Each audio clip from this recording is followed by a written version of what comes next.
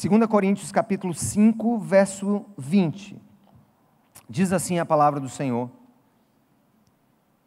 portanto, somos embaixadores de Cristo, como se Deus estivesse fazendo o seu apelo por nosso intermédio. Por amor a Cristo, suplicamos, reconciliem-se com Deus.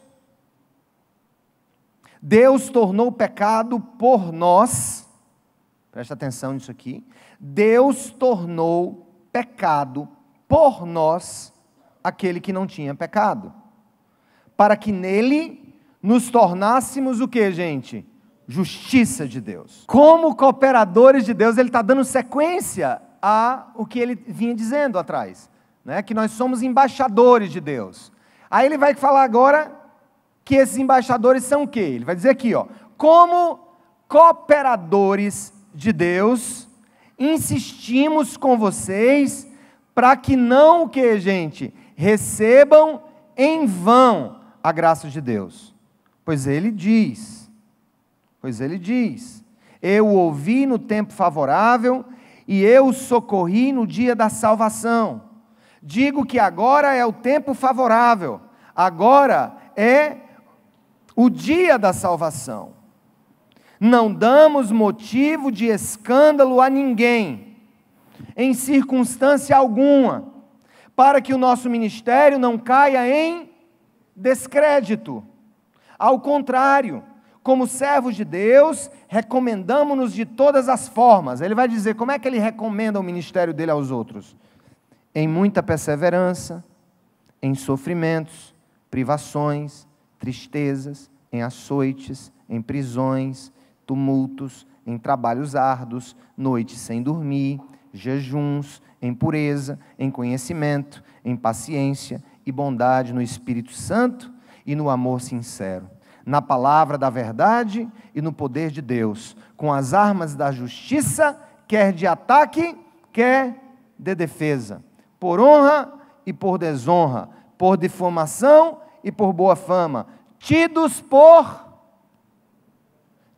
por enganadores, sendo verdadeiros, como desconhecidos, apesar de bem conhecidos, como se estivéssemos morrendo, mas eis que vivemos, espancados, mas não mortos, entristecidos, mas sempre alegres, pobres, mas enriquecendo muitos outros, nada tendo, mas possuindo tudo. Louvado seja o nome do Senhor. Isso aqui é profundo demais. Quem escreveu isso? O apóstolo Paulo. Em que circunstância? Bem, dentre outras, ensinar sobre líderes, apóstolos, profetas que estavam chegando na igreja de Corinto e descredenciando o ministério apostólico de São Paulo, de Paulo de Tarso. E ele vai numa sequência de raciocínios, que deve ser a nossa sequência de raciocínio enquanto cristãos, enquanto gente que ama a Deus, ou pelo menos diz que ama a Deus, enquanto gente que quer seguir a sua vontade, enquanto gente que quer andar nos passos do mestre, como Paulo andava. Paulo teve a capacidade de dizer uma coisa, gente, que eu vou dizer uma coisa, viu? A gente tem que ter muita consciência do que nós estamos fazendo para Deus. Ele chegou a um ponto de dizer assim: sejam meus imitadores, assim como eu sou de Cristo. Bem, o imitador, ele nem sempre é perfeito, né? Naquilo que ele imita, mas ele imita. Ele vai buscar, ele tenta se refletir naquilo. Eu já conheci muitos bons imitadores, né? Mas você consegue perceber que a imitação é uma aproximação, nem sempre perfeita, mas é o que a gente busca. E o que um bom imitador faz, pelo menos esses imitadores humoristas, o que eles fazem todo dia é tentar no máximo chegar ao tom, chegar à entonação, a maneira de dizer, os cacuetes, enfim, o sotaque e tudo mais. O ponto aqui é que Paulo está nos convidando, gente, a refletir sobre uma coisa. Por que nós estamos aqui numa quarta-feira? Por que nós estamos aqui enquanto tem uma multidão tomando agora cabeça de galo para se curar da ressaca do carnaval? A quarta-feira de cinzas, poderíamos dar um nome: Dia Internacional da Ressaca. Não é assim? Eu deixei uma pessoa ressacada em casa. Não foi Samara, eu explico, calma. Minha filha estava com os jovens no acampamento, lá no nosso espaço, e eles, os jovens, não dormiram de ontem para hoje. Então ela estava lá, né, prostrada numa cama, feito não sei nem o que dizer. Mas não é desse tipo de ressaca que eu estou falando, não é desse tipo de ressaca moral que o Brasil vive. Essa ressaca moral de, enfim, começar o ano, né? Hoje eu recebi uma tirinha assim no meu WhatsApp. Feliz Ano Novo. O ano agora no Brasil vai começar. Imaginem só. Por que nós estamos aqui em plena quarta-feira? E por que a gente quer andar nos passos do Mestre? Por que a gente quer se preparar para a Páscoa? Porque, de uma certa maneira, gente, nós não somos cidadãos desse mundo caído. Os nossos regramentos, a maneira como nós vemos a vida, a maneira como nós, ou pelo menos precisamos ver a vida, deve ser de uma maneira diferente da média. Não porque sejamos alguma coisa, repito. Não porque tenhamos algum valor a mais que Deus não dê ao ressacado. Não porque Deus nos ame mais do que ama ao cara que está no hospital agora tomando glicose na veia. Não, absolutamente. Mas é porque uma vez tendo sido tocados pela palavra, uma vez tendo sido tocados pelo Espírito Santo de Deus, nós temos um compromisso. E Paulo vai dizer que esse primeiro compromisso que nós lemos, inclusive no capítulo anterior, no finzinho do capítulo anterior, se for voltar lá para o verso 20 do capítulo 5, ele vai dizer: somos embaixadores de Cristo. E o que é um embaixador? O embaixador é aquele que representa em um outro território o seu país de origem. E é usado um termo, às vezes, no direito internacional, que o embaixador é um plenipotenciário, ou seja, alguém que tem plenos poderes de representar um país em outro país. Ou seja, pode-se dizer que o embaixador do Brasil nos Estados Unidos, ele é plenipotenciário, ele tem plenos poderes para representar o Brasil naquela circunstância. Obviamente, não é uma representação solta, é uma representação que, primeiro, ela tem que ser regrada pela Constituição Federal do Brasil, ela não pode contrariar os planos, as políticas internacionais que vêm do Itamaraty, mas de uma maneira ou de outra. O embaixador, ele é um representante. Ou seja, Paulo está dizendo para nós, nesse mundo, nessa terra Brasilis, nesse mundo de corrupção, nesse país regado, sabe, a violência nos dias de hoje, nós somos convidados a andar nos passos do Mestre como um embaixador seu. Isso não é difícil de vocês entenderem, pelo amor de Deus. Isso é facílimo. Aliás, eu não me arvoro de tentar ensiná-los nada. Vocês sabem tudo que eu estou falando aqui. Acho que a tarefa do pregador cristão não é ensinar nada a ninguém, é lembrar o que você já sabe. Ou é reavivar aquilo que até o senso comum nos diz. Mas o que Paulo está querendo dizer para nós: andem nos passos do Mestre como seus embaixadores, como suas embaixadoras. Ou seja, você está no trabalho, você ali é um representante do Senhor dos Exércitos. Você está na empresa, você está no seu setor, você ali é um representante do Senhor dos Exércitos. Você está na sua casa, ninguém conhece o Senhor, você é um representante do Senhor dos Exércitos. Você é político, você pode estar no parlamento, você pode ser do partido que for, mas não esqueça, você é um embaixador do Senhor dos Exércitos. Você é um embaixador do reino dos céus. Você é uma embaixadora do reino de Deus. Você tem ali, dado pelo próprio Deus, o compromisso e a responsabilidade de representá-lo. Não considere isso como coisa banal. Tem muita gente querendo ser representante aqui de empresa, ou representante de uma franquia, ou representante de um movimento, ou representante de um partido. Às vezes tem gente que briga por causa de uma representação de alguma coisa, mas eu quero dizer uma coisa: Deus nos deu algo que é incomparável. Ele nos fez embaixadores do seu reino na face da terra. E isso é a primeira coisa que repercute nessa série. Eu preciso começar essa série, eu preciso estar nesses 40 dias de preparação para a Páscoa como alguém que representa Jesus, como alguém que é embaixador do reino dele. A propósito, tem muita gente que pensa assim, mas me diga uma coisa, o que é a quaresma? Por que ela foi estabelecida? Qual é o sentido disso no calendário litúrgico da igreja? Obviamente, tirando os excessos, tirando, muitas vezes, quando eu falei no início, pessoal, eu não vejo nenhum problema com o símbolo de passar cinza na testa de ninguém. Talvez eu tenha sido mal compreendido. E eu não quero, de maneira alguma, agredir o seu sentimento religioso. O que eu quis dizer é que não adianta nada ter cinza na testa se não tiver o coração rasgado diante de Deus. A quaresma, então, ela foi estabelecida pela igreja em uma época muito confusa, em que, vocês sabem que quando Paulo escreveu isso aqui, ele vai dizer algumas coisas no capítulo posterior, ele vai dizer assim, né? Vou só ler para vocês, os sofrimentos dele, né? Ele vai dizer tristeza, privação, açoite, prisão, tumulto, trabalho, noite sem dormir, jejum, pureza, conhecimento. Então, quando Paulo escreve a carta aos Coríntios, ali no primeiro século, ele experimentou o que era perseguição. Especialmente, gente, depois do ano ali 70 depois de Cristo, começa uma perseguição mais profunda. Depois da destruição do templo de Jerusalém, começa uma perseguição profunda pelos imperadores romanos. Então, os nossos irmãos, o que eles viveram no início, foi um tempo de profunda perseguição. E isso vai tomando corpo mais ainda, e a gente vai ver nos livros de história os espetáculos no Coliseu Romano, né? Meninos, crianças, mulheres, idosos, cristãos, gente que se recusava a dizer que o César, que o imperador era rei, eles eram comidos vivos por leões, eram comidos vivos por ursos, eram comidos vivos por grandes animais, sabe, carnívoros, à vista dos olhos daqueles que tripudiavam da vida deles. Então, o que acontece? Essa perseguição ela vai tendo uma escalada muito grande, até chegar ali por volta do final do século III e início do século IV, a uma escalada terrível.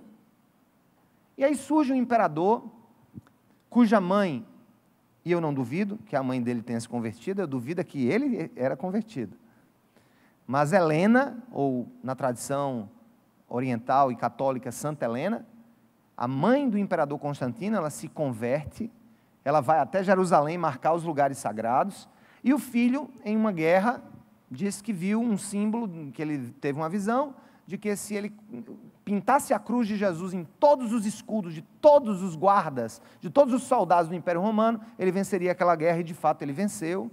E aí ele cria a ideia de que, a partir daquele momento, algum tempo depois, o cristianismo passaria a ser a religião oficial do Império Romano. E aí vem um problema sério. O problema é exatamente do que isso geraria, não para os cristãos, porque os cristãos foi bênção, né? Poxa, parar de ser perseguido, poxa, parar de ter os seus filhos trucidados, parar de ser empalados. Você sabe o que é empalado? É você ser morto com estaca que atravessava do ânus até a boca. Então era assim que eles viviam. Então, quando Constantino declara que o cristianismo é agora a religião oficial do Império Romano, então a perseguição acaba, mas o que acontece com muitos pagãos? Muitos pagãos começam a entrar na igreja, e os líderes da igreja começaram a se preocupar que eles não fossem convertidos, mas eles estivessem apenas aderindo à religião oficial, porque uma vez parte da religião oficial, vieram os benefícios, né? De serem parte da religião oficial. Mas não é sempre assim, né? Quando a gente está na religião da maioria, ou quando a gente está no partido da maioria, a gente tem mais benefícios, né? É muito ruim ser minoria, né, gente? Minoria é difícil. E aí, o que a igreja cria? Bem, vamos receber esse povo. Agora, esse povo precisa ser batizado. Agora, para esse povo ser batizado, eles precisam conhecer a Bíblia. Eles precisam conhecer as bases do que é a morte de Jesus na cruz, o que ele fez por eles. E aí criou-se, durante os 40 dias que antecediam a Páscoa, porque 40 dias sempre teve a expressão de jejum, de tempo, de espera, de peregrinação, 40 anos no deserto. Jesus foi tentado, jejuou quantos dias? 40 dias. Então eles criaram, antes da Páscoa, 40 dias sem contar os domingos, para que aqueles que queriam ser cristãos pudessem ser discipulados, pudessem aprender as Escrituras. Então nós estamos aqui também com uma preocupação. Eles queriam que aqueles novos ingressantes na fé funcionassem como embaixadores de Cristo. E para funcionar como embaixador de Cristo, Paulo vai dizer para nós, na sequência do texto, que a gente tem que ser embaixador, ele vai dizer uma coisa muito importante, eu queria que você lesse e não saísse daqui sem prestar atenção. Leia agora o verso 1, que é a sequência do capítulo 5 para o 6, e eu já estou acabando, gente. Olha o que ele vai dizer. Ora, eu sou embaixador, eu tenho o Espírito Santo, eu represento o Senhor, eu sei o que eu quero, eu sei o que eu aprendi, eu sei quem é Deus para mim. Aí ele vai dizer o que no verso 1? Acompanha comigo. Como cooperadores de Deus, insistimos, olha o verbo que ele usa, com vocês, para não receberem o que, gente? Em vão a graça de Deus. O que é receber a graça de Deus em vão? O que é receber o presente da salvação em vão? O que é receber o presente da entrega do Filho de Deus em vão? Eu diria, de maneira simplificada, que receber em vão a graça de Deus é não entender as consequências decorrentes da nossa fé e do presente gratuito da salvação. É vivermos uma vida, deixa estar, deixa para lá, sou cristão, como eu disse. Voltando, a minha crítica não é a cinza em si, a minha crítica, e eu ouvi isso uma vez, eu acho que foi do pastor Estevão, ainda no início da minha conversão, eu ainda não entendia muito essas questões. Salvo engano, ele disse, tem muita gente que peca durante 4 dias e vai receber a cinza na quarta-feira como se nada tivesse acontecido. É receber as ordenanças em vão, é não discernir o corpo de Cristo, é não discernir o que é que significa realmente ter um compromisso com Deus. E ter um compromisso com Deus, gente, é muito mais que ir numa igreja. Ter compromisso com Deus é muito mais do que participar do calendário litúrgico da igreja. Ter compromisso com Deus é muito mais que ir para a missa todo dia ou para o culto todo dia. E Paulo vai dizer, não recebam em vão a graça de Deus. Não banalizem a graça, em outras palavras. Não banalizem. Não desconsidere a importância de você ser um representante, um cooperador, um embaixador. Não desconsidere. Não tenha isso como bobagem. Não tenha isso como uma outra fantasia que você bota depois dos carnavais da vida. Não. Aí ele vai dizer que aquele que não recebe a graça de Deus em vão, esse está preocupado em não escandalizar o Evangelho, a não ser motivo de escândalo para as pessoas, a não ser motivo de escândalo para aqueles que creem, para os pequenos, a não ser motivo de escândalo para a igreja de Cristo, a não ser motivo de escândalo para a sua comunidade local, a não ser motivo de escândalo para aqueles que olham para você e esperam outras atitudes. Aí ele vai dizer no verso 3, leia comigo, e aqui nos conduz exatamente para a marca de uma vida de embaixador, de quem anda nos passos do mestre. Aí Paulo vai falar de algumas marcas da vida dele. Ele vai dizer assim, não damos motivo de escândalo a quem? A ninguém. Em circunstância alguma.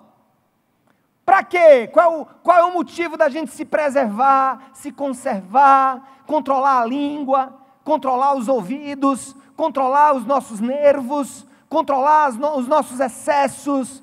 Por que nós devemos viver isso? Por amor a Deus, e não fazer com que o nosso ministério caia em o que, gente? descrédito. Como tornaria, por exemplo, gente, o meu ministério em descrédito, se vocês me vissem tratando a minha mulher mal, no meio da rua, ou se vocês me vissem com outra mulher, ou vocês vissem alguém de quem vocês esperam essa expressão de ser embaixador, de ser embaixadora de Cristo, com comportamentos agressivos, iracundos, desonestos, cheios de trapaças, de engodos, desse amor desenfreado ao dinheiro. Por que muitos não se aproximam de uma igreja hoje? Por que muitos não têm se aproximado de uma igreja? Por que muitos não procuram muitas vezes a fé? Porque é como se houvesse uma nuvem de maus testemunhos. A Bíblia fala em Hebreus, capítulo 12, da nuvem de testemunhas, e eu falo aqui de nuvem de maus testemunhos. Aí Paulo vai dizer, olha, não damos motivo de escândalo a ninguém, em circunstância alguma, para que o nosso ministério não caia em descrédito. Essa é a importância. O que o embaixador do Brasil fizer nos Estados Unidos, ou fizer na França, ou fizer no Iraque, ou fizer em qualquer outro lugar, ali a imagem de uma nação inteira é marcada. A imagem de um corpo inteiro é marcada. E esse tempo, gente, é exatamente um tempo que nós temos a oportunidade. Olha aqui, gente, pelo amor de Deus, não olha para mim com essa cara, pelo amor de Deus. Eu não estou falando aqui, gente, da pregação da perfeição. Eu não estou falando aqui, gente, que nós somos bonecos programáveis para não errar. Não estou falando aqui que nós somos bonecos programados para não cometer equívocos. Não, absolutamente. Mas é uma luta diária, contínua. Aí ele vai dizer, olha, ao contrário, verso 4, lê comigo. Ao contrário, como servos de Deus, nós nos recomendamos. Ou seja, a nossa vida é uma carta de recomendação. Ah, como eu fiquei feliz quando uma irmã me disse, nem sei quem foi que disse, foi uma irmã, acho que é a irmã Odília, me falou, estou falando porque ela falou publicamente isso, ela falou que quando nós fizemos um bazar aqui, que a gente estava fazendo com o Ministério da Melhoridade, da Felicidade, os nossos irmãos mais maduros, nós distribuímos ofícios, assinados por nós, para lojas que tivessem alguma roupa, que pudessem dar para o bazar, porque esse bazar ia ser para moradores de rua, esse bazar ia ser dedicado aos idosos de uma casa aqui que nós apoiamos. E a mulher disse, a dona da loja disse assim, ela não é da igreja, ela não é cristã, talvez, mas ela pediu o ofício, quando ela olhou assim, estava lá o símbolo da Cidade Viva. E ela disse assim, não precisa me falar mais nada. Pode levar o que vocês precisam. Tem essa marca aqui, a Cidade Viva, pode levar. Que coisa boa, né, gente? Que coisa abençoada. Do mesmo modo que poderia ser diferente. Precisa mais me dizer nada. Vai embora. Eu conheço isso aqui. Eu conheço o que está acontecendo. Agora, por favor, se você hoje, se eu hoje, se nós hoje, se qualquer um de nós hoje encontra-se em alguma fase da vida em que estamos com condutas reprováveis, eu tenho uma boa notícia. Ainda assim o Senhor não desiste de você. Ele quer ajeitar essa casa. Ele quer consertar esse quarto. Ele quer ajeitar a tua vida. Ele quer mudar a tua vida. E Ele mesmo, porque veja bem, nós estamos diante de um cara que escreveu essa carta, Paulo, que algumas décadas atrás, ele estava matando cristãos, ou pelo menos consentindo que cristãos fossem mortos. Esse Paulo, que agora diz ser um embaixador de Jesus, há algumas dezenas de anos, ele consentiu com a morte por apedrejamento do jovem diácono Estevão, dentro de Jerusalém. Portanto, ser embaixador de Cristo não é uma questão de um passado sem marcas, porque todos temos as nossas marcas. Ser embaixador e embaixadora de Jesus não é ter uma folha corrida livre das acusações da vida, dos erros da vida, mas ser embaixador de Jesus é dizer: Senhor, eu não vou receber a tua graça em vão, ajuda-me a ser tudo aquilo que o Senhor sonha que eu seja. Amém, gente? Então, Paulo vai dizer das coisas que tornavam o ministério dele na cidade de Corinto, uma cidade grega, onde ele estava sendo desprezado. Sabe por que ele estava sendo desprezado? Porque ele não era um super apóstolo, sabe? Porque ele não precisava pegar dinheiro para sobreviver, porque ele mesmo fazia suas tendas para sobreviver, porque ele talvez não tivesse um ministério performático demais, e ele estava sendo desconsiderado. Ele diz: mas nós nos recomendamos de um jeito. Vou dizer como é que nós nos recomendamos. Ele vai dizer aqui, verso 4, acompanha comigo. Ao contrário, como servos de Deus, nós nos recomendamos de todas as formas. É para falar em sofrimento, em perseverança? Eis-nos aqui em perseverança, em sofrimento, em privação, em tristeza, em açoite, em prisão e tumulto, trabalho árduo, noite sem dormir, jejum, pureza, conhecimento, paciência e bondade, no espírito e no amor sincero. Aí ele vai dizer: quer que eu me recomende para vocês? Eu me recomendo na palavra da verdade que eu preguei para vocês. O verdadeiro embaixador não tem medo de pregar a verdade, ainda que por causa dessa verdade ele tenha passado pelo que ele passou. Foi açoitado porque era apóstolo de Cristo, ele sofreu violências porque ele pregava a verdade. Você vai ler no livro de Atos dos Apóstolos, capítulo 16, que porque ele expulsou o demônio de uma jovem que fazia adivinhações e dava muito dinheiro aos seus donos, era uma jovem escrava. Quando ele expulsou o demônio daquela jovem, aquela jovem parou de adivinhar e os seus donos ficaram irados com Paulo e o colocaram junto com Silas na prisão. Foi açoitado, a Bíblia diz que mandaram tirar a roupa dele e dar açoite e amarrar pelos pés. Está lá em Atos 16. Talvez ele esteja se referindo a algum desses casos que ele passou por falar a verdade, por ser um homem de Deus, e você por ser homem e mulher de Deus. Aí ele vai dizer mais aqui, na palavra da verdade, verso 7, no poder de Deus, com as armas da justiça, quer atacando, quer me defendendo, por honra, mas também sendo considerado desonrado. Muitos me difamaram, mas muitos consideraram a minha boa fama. Por isso que ele diz: por difamação e por boa fama. Tidos por o que, gente?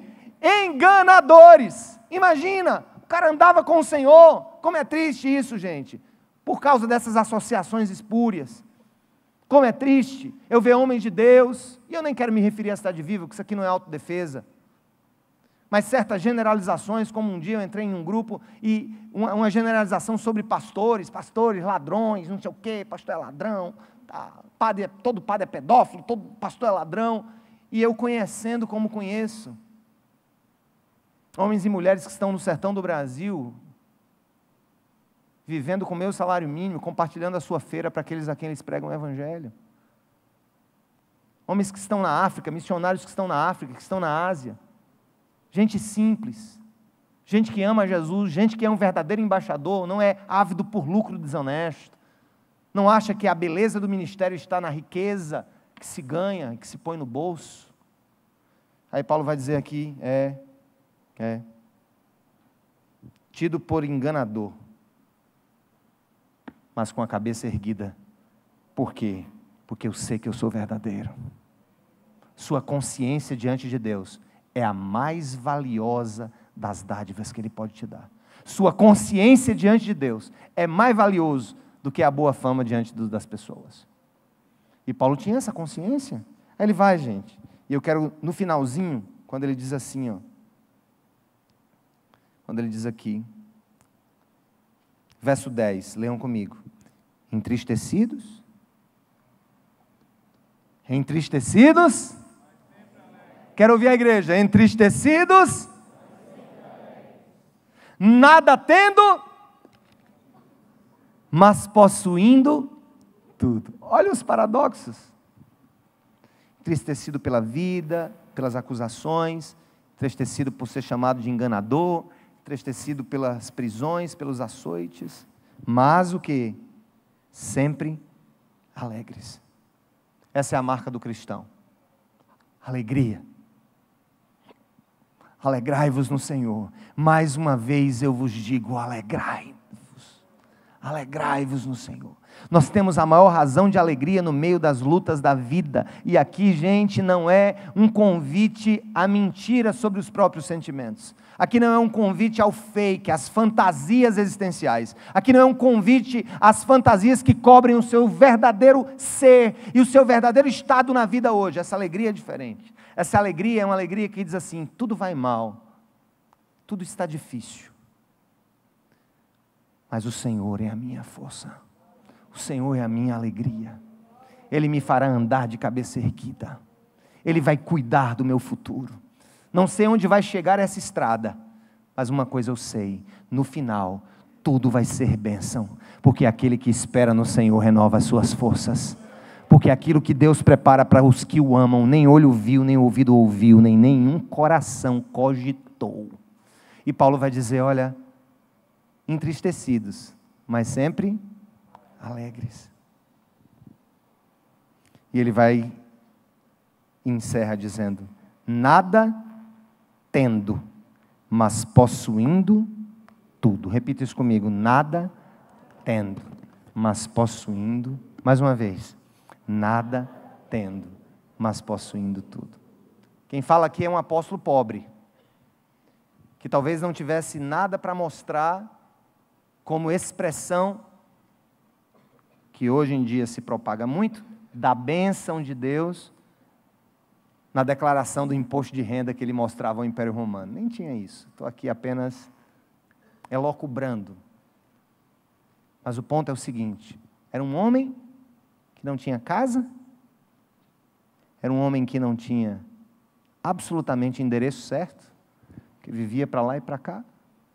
Quando ele só tinha 2 estados na Bíblia, na vida de Paulo. Ou ele estava pregando solto, ou ele estava pregando preso. Só tinha 2. Ou ele estava preso pregando, ou ele estava solto pregando. Mas ele estava sendo embaixador do Deus vivo em todas as circunstâncias. Nada tendo, mas o que, gente? Possuindo tudo. Quem tem ao Senhor, tem tudo. Quem tem as promessas de Cristo, tem tudo. Quem é embaixador do Rei, tem tudo. Quem foi chamado pelo Rei, tem tudo. Tem tudo, tem tudo, tem tudo. A dor um dia vai passar, a lágrima um dia vai ser enxugada, o medo vai ser suprido pela coragem, a insensibilidade vai ser trocada pela sensibilidade do Espírito Santo. Quem tem a Cristo tem tudo, quem tem ao Senhor tem a vida, quem me tem a vida, diz o Senhor. Aquele que vive das promessas e das expectativas em Deus, estes não serão frustrados. Aqueles que esperam no Senhor não serão enganados. Aqueles que estão com o Senhor são o povo da cruz, o povo do Rei, o povo do reino, o povo da vida. Louvado seja o nome do Senhor. Que esse tempo seja tempo de renovo, de vida, de graça, de mudança, de construção. Aleluia, glória a Deus.